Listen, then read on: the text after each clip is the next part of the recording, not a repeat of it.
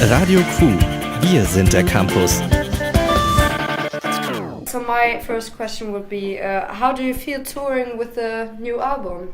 It's great, yeah. I mean, I can't remember how many shows we've done. We did like a... Show 7. Show 7. No, show 10. Show 10. So yeah, like, it's been great. Last night we played in Paris, and I think that was probably one of my favourite shows that we've ever done. It was just, the crowd vibe was amazing. And yeah, playing the new song has been a lot of fun. It's always nice to play new stuff. So how does the crowd react to the new songs? Really well, actually. But it's kind of up tempo anyway, so it's not like the last record was quite down tempo, so I imagine it was a bit more of an ask for people to get into it. But this one's pretty immediate, so. So the crowd's not really singing with it. Oh yeah. Last night it was full on. Yeah. Yeah, the new songs are going down really well. I mean, we played a few of them before we put the record out, and you could feel that people were getting into them even when they didn't know them. So yeah, I think now that the record's actually out, yeah, there's some big moments. And are there any differences between the different countries where you're doing shows? Yeah, 100%. I think that's the nice thing about touring is every country sort of, especially with the band that has like a big discography now, some records really resonate in other countries and other ones in other ones. So it's nice to have the difference every night when you're doing something. It doesn't feel monotonous or the same. You get a different reaction to different records, which is good. True story. And your supporting act on the tour is public service broadcasting. Was it you to decide that it will be them?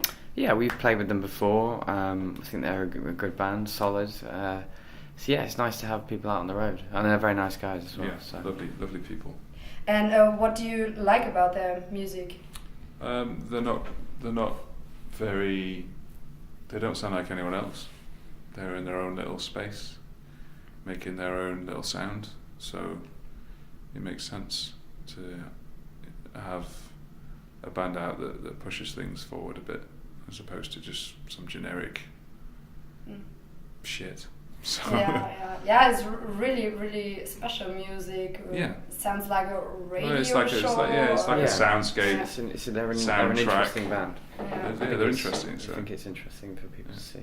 Yeah, and in several interviews, Tom and Russell said that every new album has to be recorded in a different place to be different.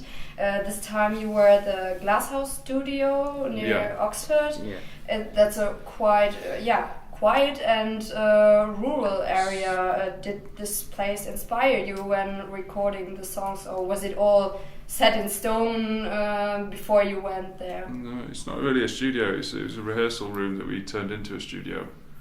So it wasn't like a old school generic normal studio. It was just a room that we put all our gear in and called it a studio. It was rural in one sense, but then 5 minutes down the road we could get to the centre of Oxford. So we were kind of still in touch with civilization.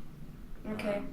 But yeah, it's inspiring. It's inspiring when you go anywhere to spend like 6 months of your life making music every day.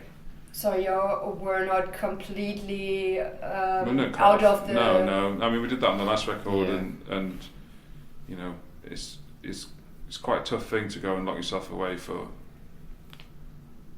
24 hours a day in a place with nothing but sea, mountains, and snow. Yeah, but really beautiful. It was beautiful. It's beautiful, and then a week later, is it beautiful? I liked it. Yeah. It was a great way to make a record, but yeah, I think we just like mixing things up. So doing that again would have felt like repeating ourselves, or you're looking to try and get some kind of thing back. It's better to just do something different, I think. Yeah. So now you were near to civilization and were not 24/7 in the... Yeah, we spent like 5 hours a day, 6 hours a day tops, making music, working, and the rest of it in the pub. Watching football. Nice. So concerning the tracks on the album, I didn't quite understand why no sound but the wind. got on the album because most of the fans know the song already, and on the deluxe edition there were 2 more songs, and so my question would be, why did you decide to put No Sound But the Wind on the standard version of the album instead of one of the other new songs? Because it's never been recorded properly.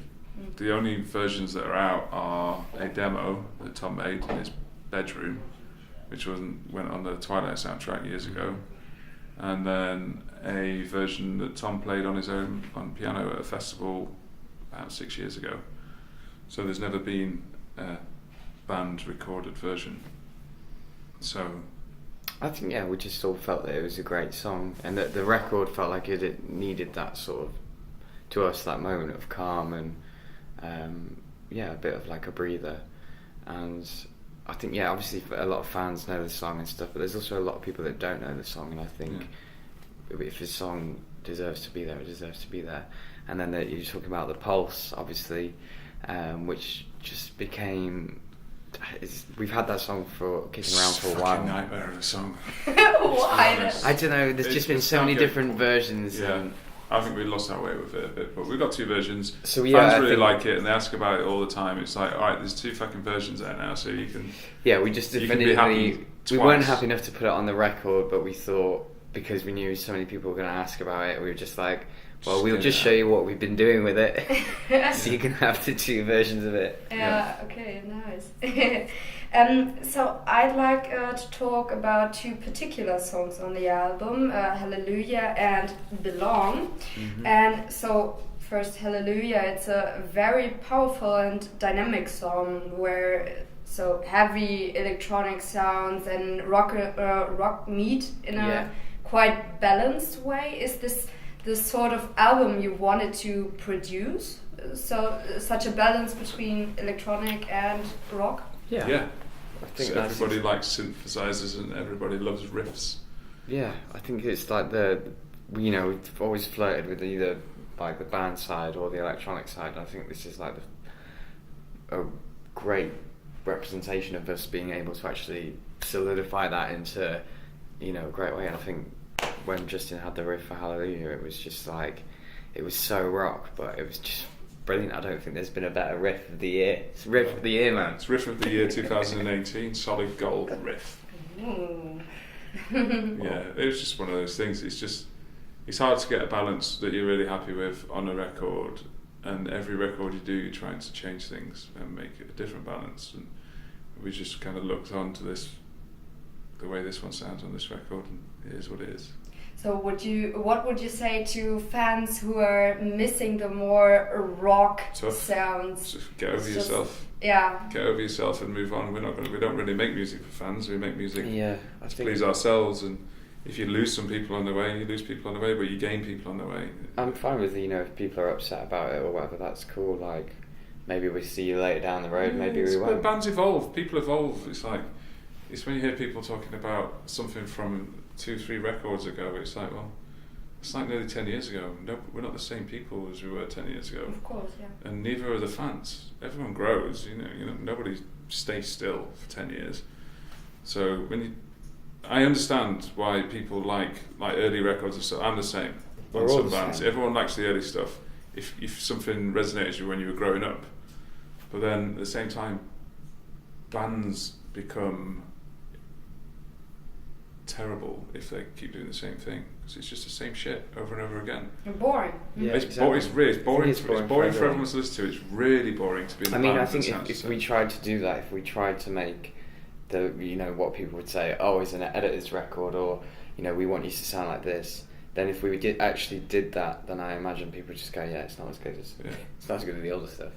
So I think for us, it's just what excites us is progressing, and I think we're very fortunate that we've got enough of a fan base that also like watching us progress as well. And I think a lot of people like the surprises in our music, and when just wouldn't do it. So bottom line, we just wouldn't do it.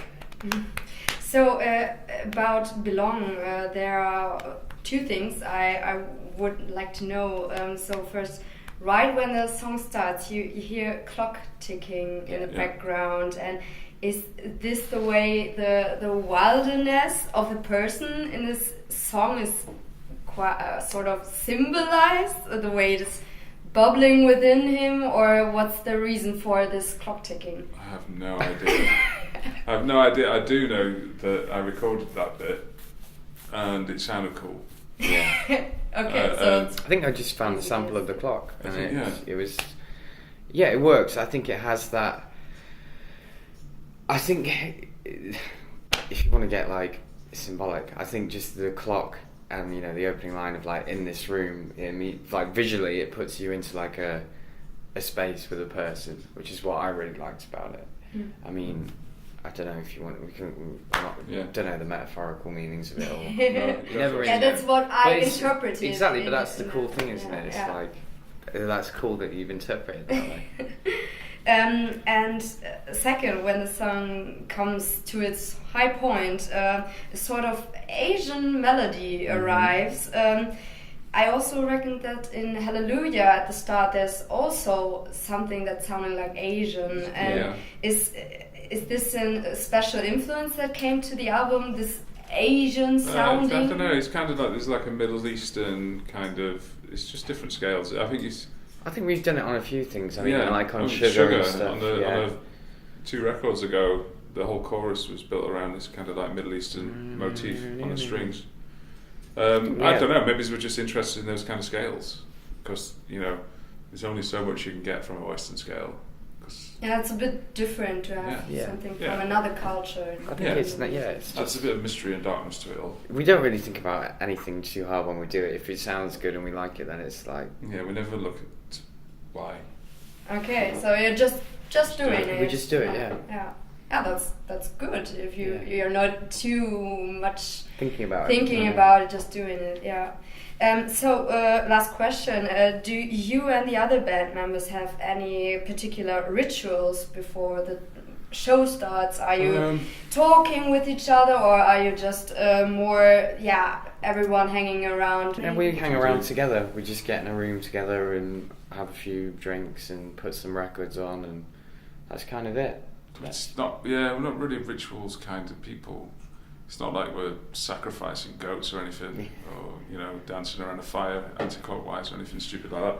We just have some beers and listen to some music. I think try and get to a bit of a headspace. Get to a space where we're all comfortable and happy to go and do a show.